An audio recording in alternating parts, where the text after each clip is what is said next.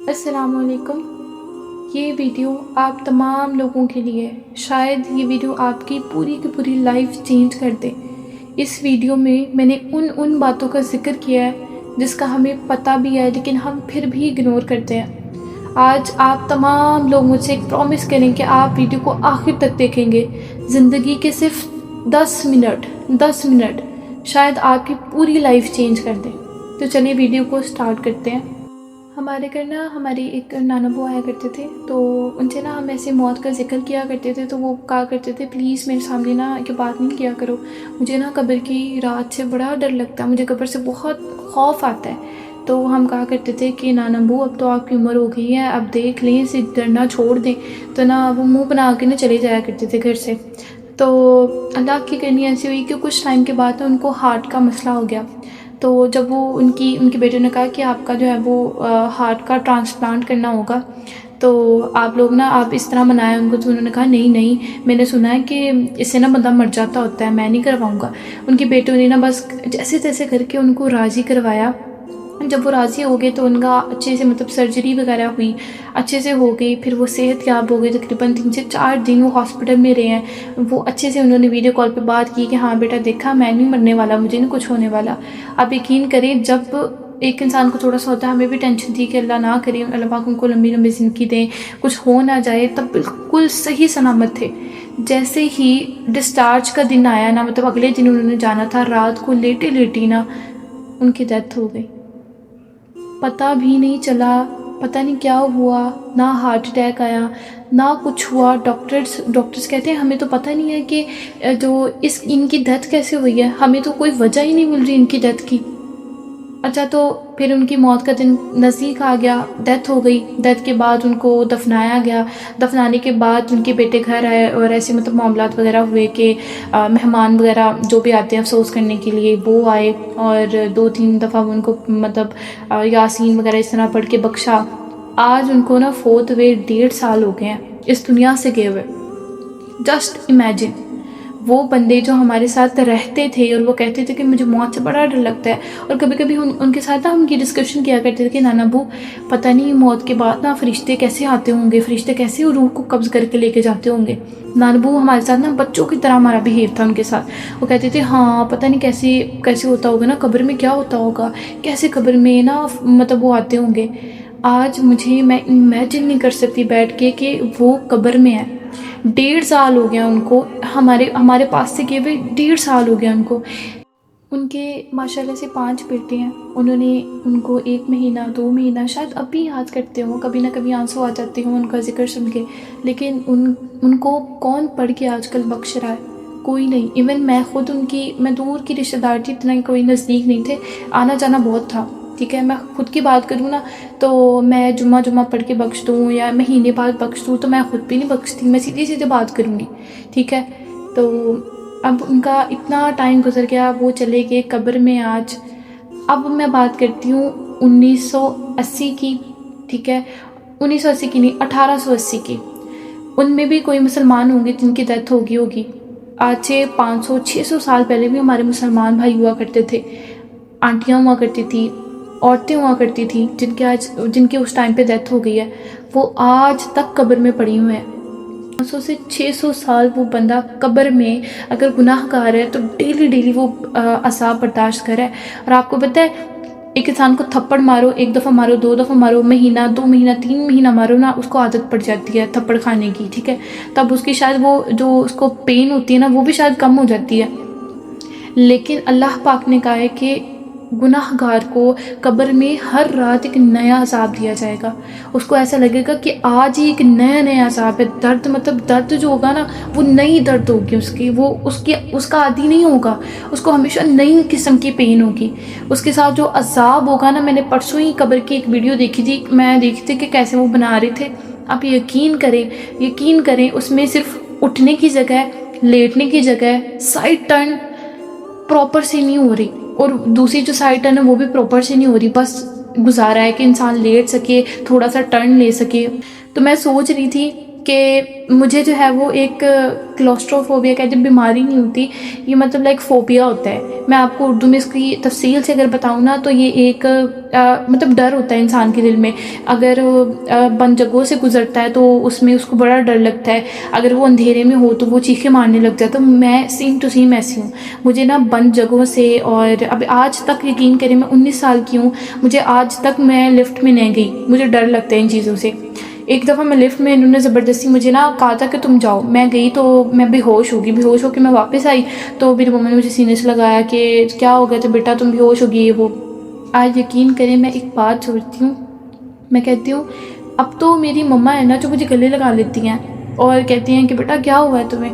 جب میں قبر میں دفنائی جاؤں گی آپ خود بتائیں کہ مجھ سے کوئی میرے پاس آئے گا، مجھے کہے گا کہ بیٹا تمہیں کیا ہوا ہے، تمہیں یہ عذاب دیا جا رہا ہے، چلو میں تمہاری جگہ پہ آ جاتی ہوں. ایون میری سگی مما جو مجھے اب پیار سے سینے سے لگاتی ہے تب میرے پاس وہ بھی نہیں ہوگی. میں آپ کو ایک چھوٹی سی بات سمجھانا چاہتی ہوں، ایک چھوٹی سی بات کہ اللہ خدا را پلیز، اگر آپ لوگ نماز نہیں پڑھتے، اگر آپ لوگ اس سوچ میں ہیں کہ جب ہمارا بڑھاپا آ جائے گا دیکھا جائے گا ٹھیک ہے ہم تب نمازیں پڑھنا سٹارٹ ہو جائیں گے، تو دیکھیں آپ کو پتہ ہے کہ آپ کا بڑھاپا آپ نے جینا ہے کہ نہیں. آپ کو پتہ ہے میری فیملی میں ایک ایگزامپل سے اگر میں آپ کو سٹوری بھی بنا کر بتانے لگی نا تو وہ ختم نہیں ہوں گی. اچانک موت، میرا ایک چھوٹا سا بھتیجا ہوا کرتا تھا، رات کو میں اس سے مل کر گئی ہوں، صبح کے ٹائم میں اپنے ہاسٹل پہنچی ہوں، مجھے پیچھے سے کال آ جاتی ہے کہ اس کی ڈیتھ ہو گئی ہے. نہ اس کو کوئی بیماری نہ کچھ، صرف اور صرف اچانک ایک حادثہ پیش آیا تو اس کی ڈیتھ ہو گئی. آج تک اس بچے کا صدمہ میں بھلا نہیں سکی. اچانک موت.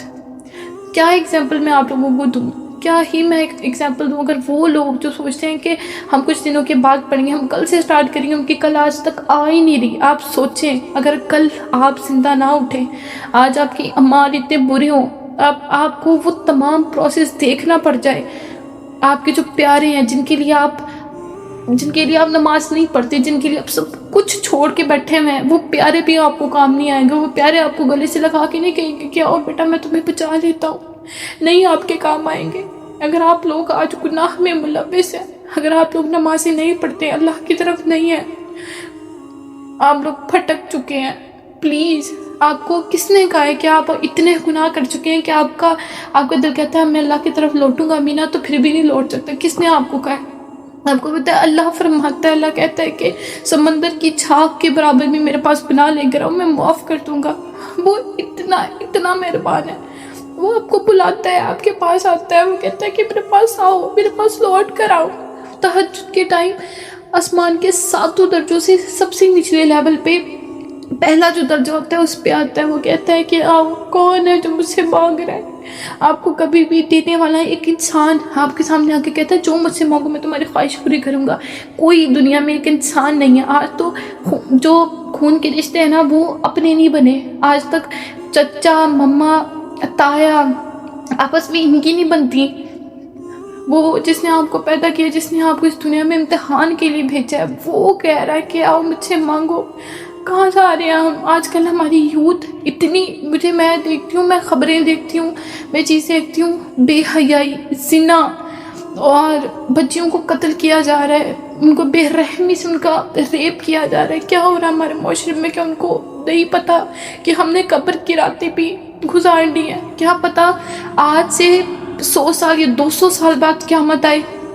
آپ کو گارنٹی ہے وہ 100 یا 200 سال ہم نے قبر میں کیسے گزارنے ہیں؟ ہر رات ایک نیا عذاب دیا جائے گا ہمیں، ایک نیا عذاب. ہم نہیں برداشت کر سکتے، ہم نہیں کر سکتے. ہمارے اندر ہم ہے ہی نہیں اتنا کہ ہم برداشت کر سکیں. آج ہم دنیا کی موج میں مستی میں لگ کے اللہ کو بھول چکے ہیں. جب ہم قبر میں گئے نا وہ موج مستی بھی آپ کے کسی کام نہیں آنی ہے. آپ نے کبھی سنا ہے انسان کفن کے علاوہ کچھ اپنی گاڑی جائیداد یا بنگلہ لے گیا ہے؟ میں تو شکر ادا کرتی ہوں اللہ تیرا 1000 بار کروڑوں بار شکر ہے کہ تو نے امیر غریب میں کوئی فرق نہیں کیا. تو نے ہر ایک انسان کے لیے مرنے کی ایک ہی جگہ بنائی ہوئی ہے.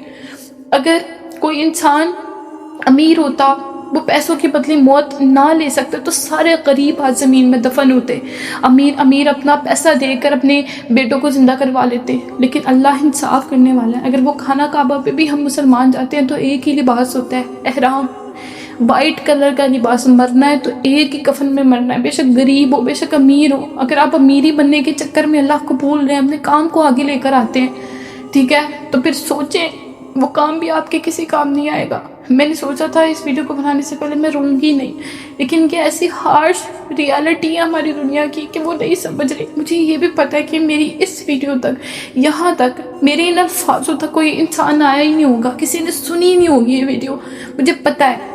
میں آپ سے ایک بات یہ کہنا چاہتی ہوں کہ پلیز اللہ سے توبہ کریں۔ آپ بھی ابھی آپ کوئی بھی ٹائم نہیں دیکھیں، رات کے 10 بج رہے ہیں، 12 بجے آپ سن رہی ہیں، 1 بجے، صبح کے 4 بج رہے ہیں، کوئی پرواہ نہیں، اٹھیں، مصلی بچھائیں، اپنے تمام گناہوں کی توبہ کریں، صرف ایک سچا آنسو لے کر آئیں اللہ کو کہ اللہ بڑا گمراہی میں تھا، اتنا میں گمراہی میں تھا، اللہ مجھے پتہ ہی نہیں چلا، میں اتنا دنیا میں گم ہو گیا کہ میں تجھے بھول گیا۔ ایک دفعہ صرف اور صرف اللہ سے معافی مانگے، توبہ کرے، کیوں نہیں وہ آپ کی توبہ قبول کرے گا، صرف ایک سچا آنسو، اور اس چیز کا حلف اٹھائیں کہ اللہ ان تمام چیزوں کو میں آئندہ سے نہیں کروں گا۔ آپ کو پتہ ہے اللہ، اگر آپ ایک نوجوان شخص یا نوجوان عورت میری ویڈیو دیکھ رہی ہے نا، اب یقین کریں اللہ کو نوجوان کی عبادت بڑی پسند ہے، اللہ ان کو اتنا پسند کرتا ہے، اللہ کہتا ہے کہ جوانی کی عبادت پہ شیطان ان کو بھڑکانے کی نا پیک پہ ہوتا ہے، شیطان کہتا ہے بھڑک جائے، ایک اس سے ان کا نفس قابو نہیں ہوتا جوانی میں۔ ایک انسان جوانی میں اپنا نفس قابو کر کے اور ایک توبہ کرتا رہا اور ایک اللہ کے اوپر یقین کر کے نمازیں پڑھتا رہا، صدقہ و خیرات کرتا رہا، وہ انسان دنیا اور آخرت دونوں میں کامیاب ہے۔ میری ان ویڈیوز کو بنانے کا مقصد صرف اور صرف آپ تمام لوگوں کو اللہ سے جوڑنا ہے۔ اگر آپ لوگ کسی نہ کسی طریقے سے اللہ سے جڑ نہیں پا رہے دیکھو تو ایک آخری کوشش کریں، پلیز اللہ کی طرف لوٹ آئیں، اللہ کی طرف لوٹ آئیں۔